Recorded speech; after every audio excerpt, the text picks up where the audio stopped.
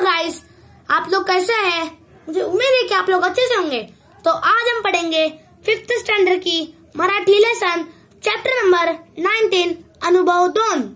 चलिए शुरू करते हैं। वाचा। शाळा सुटली, मी घरी निघालो। वाटेत आई दिसली। तिच्या हातात 2 मोठ्या पिशव्या होत्या। त्या खूप जड असाव्यात असे तिच्याकडे पाहून जाणवले। मी धावतच आईला गाठले। अगं आई, काय घेऊन चाललीस एवढं? मी आईला विचारले। तिच्या हातातली एक पिशवी घेऊ लागलो। अरे हळू, सामान सांडेल त्यातलं, ती म्हणाली। अगं आई, किती जड आहे पिशवी। काय आहे एवढं यात? मी विचारले। हे आपलं महिनाभराच्या किराणा सामान आहे, आई म्हणाली। एक पिशवी हातात धरल्यावर मला समजले, त्या ओझ्याने आईचे हात लाल झाले होते। एवढ्या सामानाला किती रुपये लागले ग आई? मी विचारले। किती लागले असावेत? आईने उलट प्रश्न केला।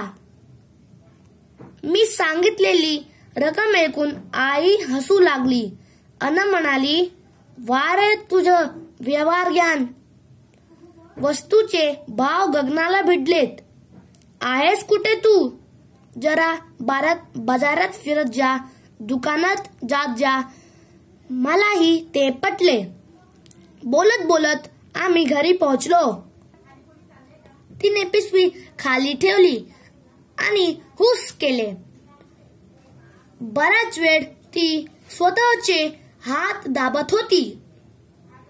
आई, तू दर महिन्याला एवढा ओझ एकटीच घेऊन येतेस? मी तिला काळजीने विचारले।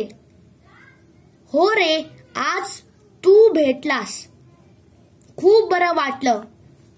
माझं काम हलकं झालं, आई मनापासून बोलत होती। ती खूप दमली होती।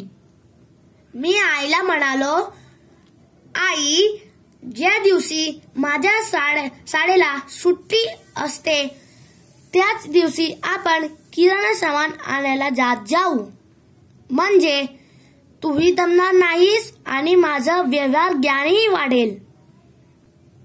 आई होप ये वीडियो पसंद होगी तो मेरे वीडियो को लाइक और मेरे चैनल को सब्सक्राइब जरूर कीजिए और नीचे दिए बेल आइकन को जरूर दबाएं। Thanks for watching.